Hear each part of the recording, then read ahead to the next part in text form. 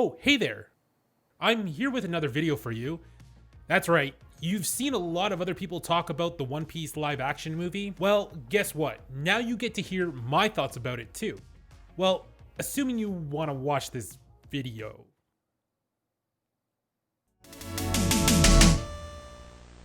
Alright, so I've delayed this video for a bit because I really wanted to sit on my thoughts about how I felt regarding this series. So what do we know? Well, we know that Netflix are the ones making this adaptation, so that's got me a little bit worried, because Death Note was just complete trash. But seeing the trailers for the upcoming Cowboy Bebop series has me a lot more optimistic. As of filming this hasn't come out yet, but I will be for sure watching Cowboy Bebop when it drops. So as of right now though, my thoughts are positive on that series. So the challenging part of One Piece is just how much VFX and CGI you'll need to pull off a show like this. But that's not all, you gotta build this incredible world around the characters too, which is all very, very expensive. So my question really is Netflix ready to take on such a huge gamble? Well, it seems like they are, because it's reported that they greenlit 10 episodes and each episode has a budget of $10 million, which makes it $100 million budget,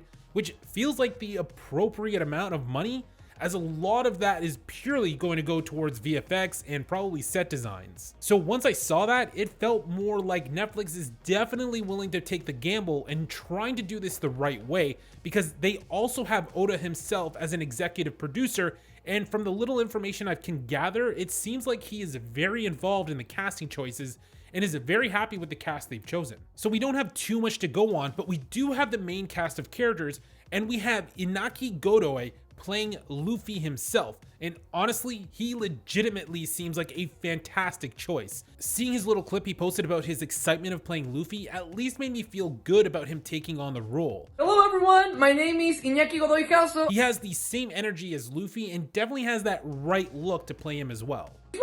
I can't wait to become the Pirates King! I think the other casting choices were also great. We got to see Zoro, Nami, Usopp, and Sanji, who I can see them all playing those characters because they really have that look to them that fits perfectly. Now, of course, when we finally see them in proper costumes and get the proper haircuts is when I think people will come around to the idea more, but from my initial thoughts, I think the casting choices seem like great picks. Now, my concern still comes back to the VFX, so even though the budget seems good for the amount of episodes they have coming for the first season, my issue is still pulling off Luffy. In a lot of movies, even high budget movies, think Fantastic Four, or even the Flash TV show, where they have had characters who can stretch, but it always looks very fake, cheesy, and well, campy. So I really hope they have a good plan here to pull this off correctly, because otherwise this alone could be a make or break of the series, as Luffy clearly is the main character, so he's gonna have to use his powers a lot. I really hope they also don't pull the same stuff that the CW, the Flash, or Arrow does, where the characters always walk to another room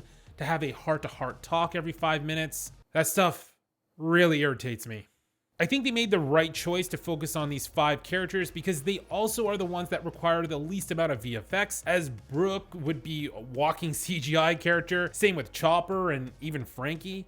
Though, if season 1 ends up blowing up and doing as well as I'm sure they hope, then as the new characters get introduced and join the Straw Hat Pirates, they will also increase the budget to accommodate these characters. Damn, I just had a thought though.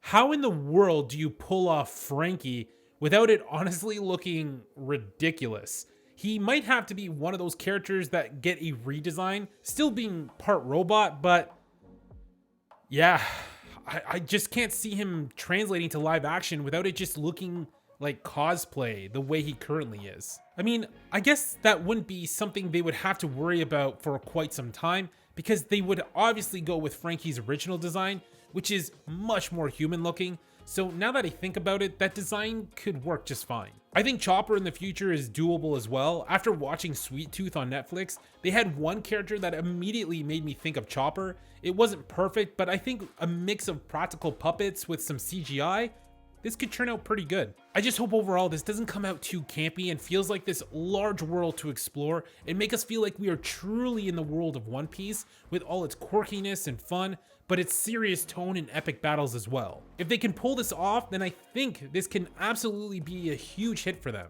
I know there will always be a segment of fans who hate live action, and no matter what they do, they will always be disappointed. I just want fans like this to remember the anime isn't going anywhere. Well, not for a while at least. But the anime will always be there for you. The manga will always be there for you too. Trust me, I was so upset with how Dragon Ball Evolution turned out. I mean, I made an entire video about it, which was actually a lot of fun.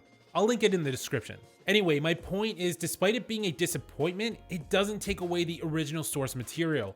And I just hope fans can remember that. All that live action does is bring a new audience to possibly also like the thing that you already enjoy. And I don't see that as a bad thing, because more people knowing about One Piece and becoming fans is always a great thing. So how do you feel about the news? Do you think this is going to be a dumpster fire like Death Note, or do you think it has potential like Cowboy Bebop? Let me know in the comments. So for now, I'm keeping a positive mindset, and until I see more trailers that make me concerned, I will hope that Netflix is on the right path. They made a very smart business decision to corner the anime market. While WB has DC, Disney has Marvel. I've said it many times before, but it's only a matter of time before live action anime gets done correctly. And what I mean by that, some people may have not been around when Marvel and DC were, well, DC still, oh. Hey, let her go! Or what? Or, I don't know, man, but you're lucky you're not doing that over here. But anyway, what I'm trying to say is Marvel has been on a hot streak, and people forget what the older stuff looked like. It wasn't always good. It came out campy, it came out bad, and people didn't like comics the way they do now. It used to be considered not cool to like this stuff. So it's just a matter of time before the right people behind the right project of an anime product get behind it and truly give it what it deserves.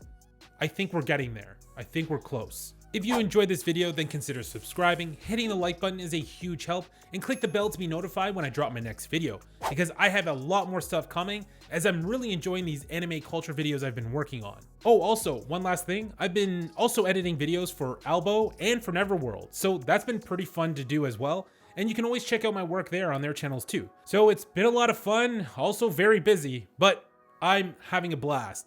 So I'm really excited to see where things are going. So that's it for this one. I'll see you in the next video.